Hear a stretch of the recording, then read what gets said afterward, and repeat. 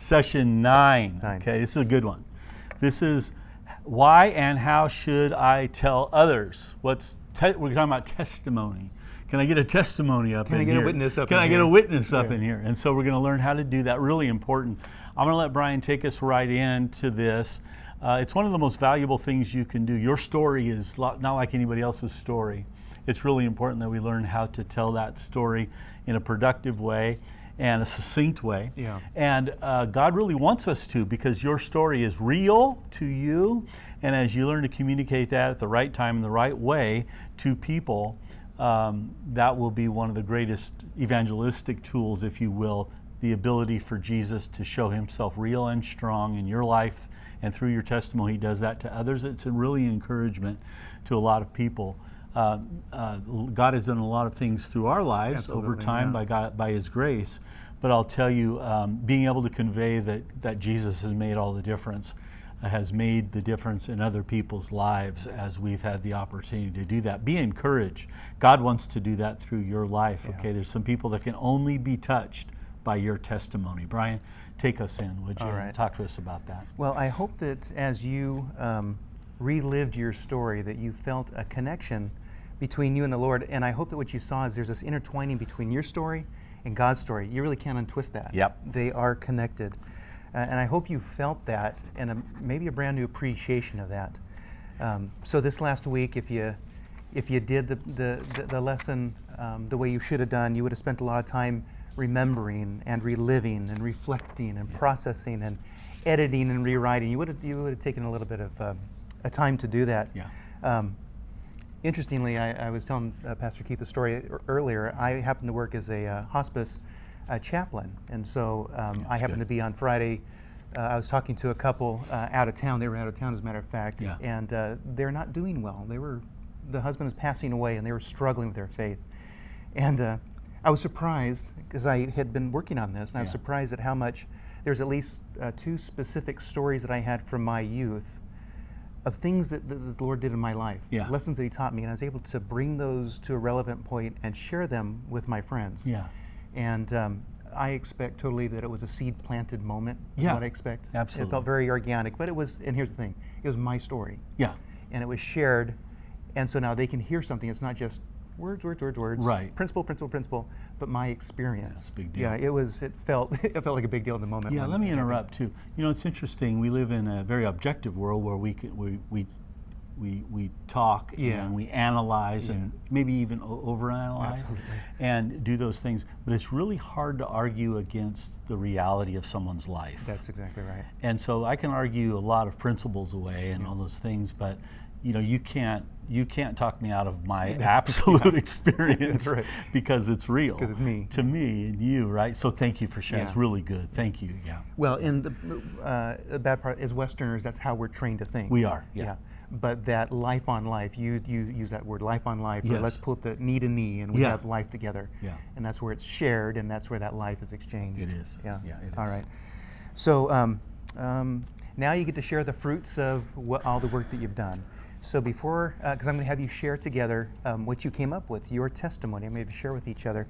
But before we do that, I'd like you to discuss this question with each other, and that's, what's the biggest challenge you face in sharing your story with someone, right? And if you answered that question, page 182 would have keyed in on that we each have these things, maybe roadblocks that keep us from sharing our story with each other. Yeah. Okay, but share what that is with each other. Just be exposed to one another. Okay. And then when you do that, pause the video if you want. If not, let's keep on going, okay? But then when you do that, I'd like you to share your story with each other, okay? And here be a moment. You probably have a piece of paper. Maybe it's on your phone or something. And as you're sitting around, just go ahead and pick. Maybe you go to the left, maybe you go to the right, and just let's read the story together. Or maybe it's easier for you to, from the paper, just go ahead and speak it out. That might be just as good, okay? But here's what I want you to do, okay? And I want you to do this because you'll know with me when I say this, is the context that we're at right now is one of the safest places you can be at. That's right. So you can practice sharing your story, okay? And that's what I want you to do. Once the first person, anyone who shares your story, I'd like the group then to ask any questions, any follow-up questions, or clarifications about the story. Maybe someone wasn't clear, maybe it's a little fuzzy, okay? That's a big help, you know, to help formalize the thoughts in the person who read their testimony, to formalize their thoughts together, okay? Second thing I want you to do is, as the listener, share your feedback, okay? Maybe you thought it was a brilliant story. Maybe it really hit you. Maybe it was something really poignant in, okay? Share that with the person who read theirs. That would be a real good help, okay? And then I want you to do is share how it actually affected you. I know there's plenty of stories I hear, they affect me. Yeah. And we just said that earlier. Yeah. We can share brain to brain, Yeah. but then there's some things you feel. Yeah, heart to heart. Exactly. It really is. Yeah. And that's really valuable. And if I'm as a reader and I share with you my story and I get back from you, I felt that, then I go, that's really powerful. Yeah. That's actually something that can work. Okay. Be aware. Here's something that I just want you to know, that when we share our story, relive our story, there should be a sense of fondness about it, because it's my story. Yeah. It's very unique. But don't be surprised. Some people, I know them. In fact, some days it's my story. It's me that does this, but I feel like it's just my story. Yeah. Whatever. Yeah. It's just, because I lived it. It just was my norm. But just know that is actually what God's given you for someone else. That's good. As menial as it may Very seem like. important. Yeah. It is the gift for someone else, and you just got done writing it right now. That's right. Someone's going to get something from it. That's what Jesus talked about when he talked about sharing the gospel. Yeah. Okay. Now, as the person who shares your story, after people give you feedback, here's what I'd like you to do, is number one, know the group loves you, okay? That you should have this like warm and open sense, speak into my life, please, okay? Because it's safe, like I already said to you. Next thing, just know that other people speaking into your story, this is the helping process. This is what we do as Christians. We help each other with this. Yeah. We don't go, oh, that sucked. We go, hey, right? Yeah. Hey, let's talk about that. Yeah.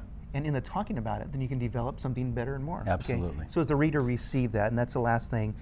Take note of what's being said and actually receive. Okay, I'm really bad about receiving things, compliments and stuff. Yeah, you are. Thank you. We're working on it together. Thank you. But really, That is true. It is. That is true. Yeah. So we're getting better though. We are. Yeah. Yeah. Yeah. But that's the thing. In your story, let people speak, and it may be really good, and hear them say that, because I want to say to you, it is good because it's your story. It's what Jesus has done in you, and it's never a bad thing. All right. And by the way, I still deflect too. I'm working on me being able to accept an honest compliment and do it well. I think it's just human nature, and we because we're all growing. And absolutely. We're on process. Yeah, we are. You're not perfect. Yes. We know that, and anyone's close to you. Jake knows you're not perfect. Oh, your wife knows you're not perfect. Oh, no, dang. that's deep. Ow. Right. But, Sorry, bro. Yeah. No, it's true though, right? It I is. mean, that's part of the process. Either we respond pridefully to things that happen, or maybe we're insecure enough to not welcome honest feedback. so, all that stuff. It's part of life, but getting there is important. Getting to a point where we can be ourselves and grow. And to me, the beauty of it, that's why he's given us each other. Absolutely. Right. That's why he's given you me. Yeah. And in your group, that's why he's given you each other. That's because right. we're on process and we're all doing this together. It's true. That's the beauty of it. It is. Yeah? It is. And if you're perfect, let us know, because we want to be like you. We will make a mold of you, and we'll put a statue out a little front. bust out front. I always say that's a bad thing. Okay, go. Okay, go. Okay, share with each other your stories. Okay, Yeah. and let's work through this. Okay, and then when you're done, we're going to pick up on the next session starting tomorrow. You're going to turn to page 208, and that is, why is the church important? And brother, the church is important. Yeah. And this will talk about it. And now when you're going through your questions, on top of what you'll answer, I'd like you to take a quiet moment, and reflect back. In these last 9 weeks, what are some God moments that you had?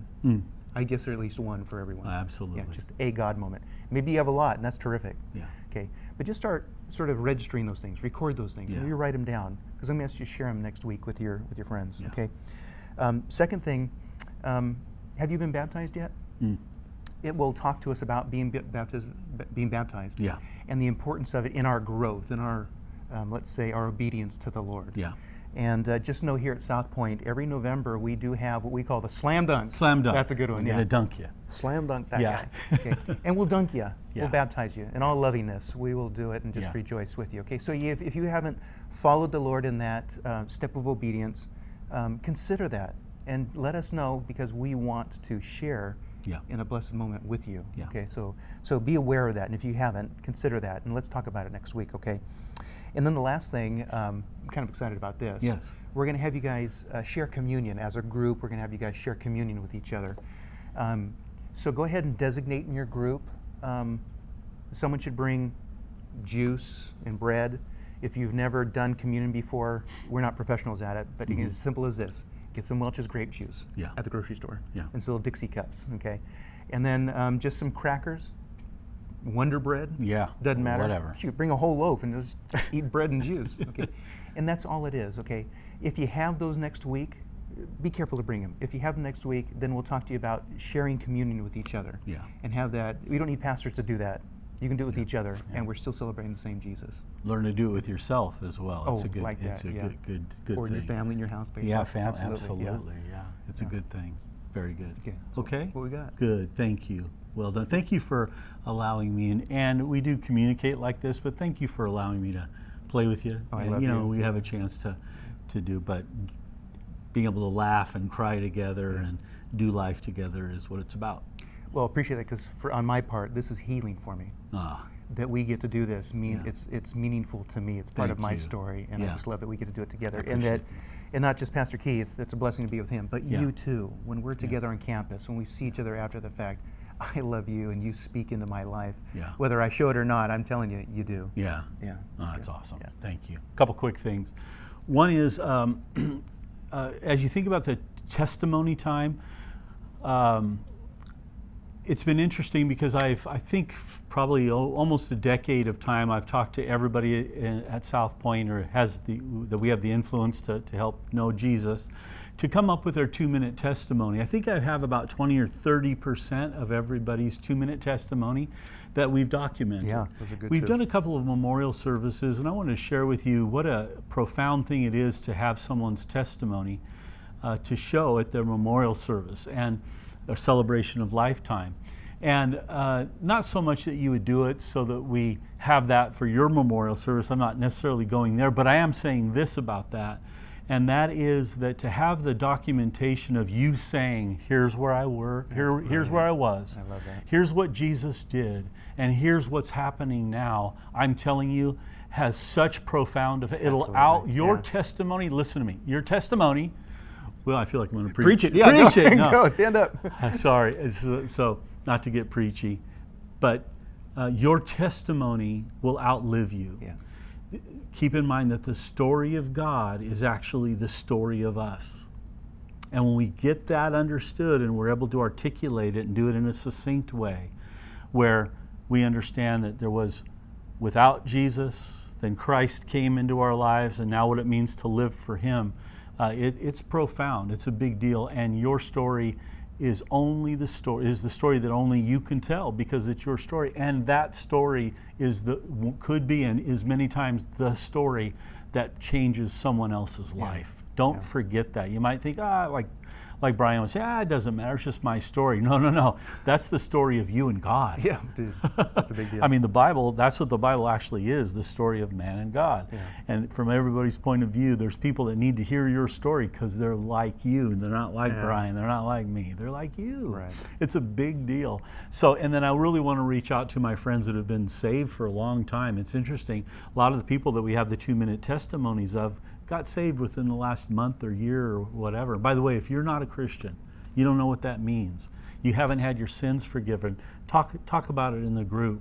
We want you to know that there's an eternal home for you prepared by Jesus. Sacrificially, He died for you and loves you and wipes away your sin as you receive Him through being your Lord. Personally, He is the Lord, but He becomes your Lord when you receive Him, Lord and Savior.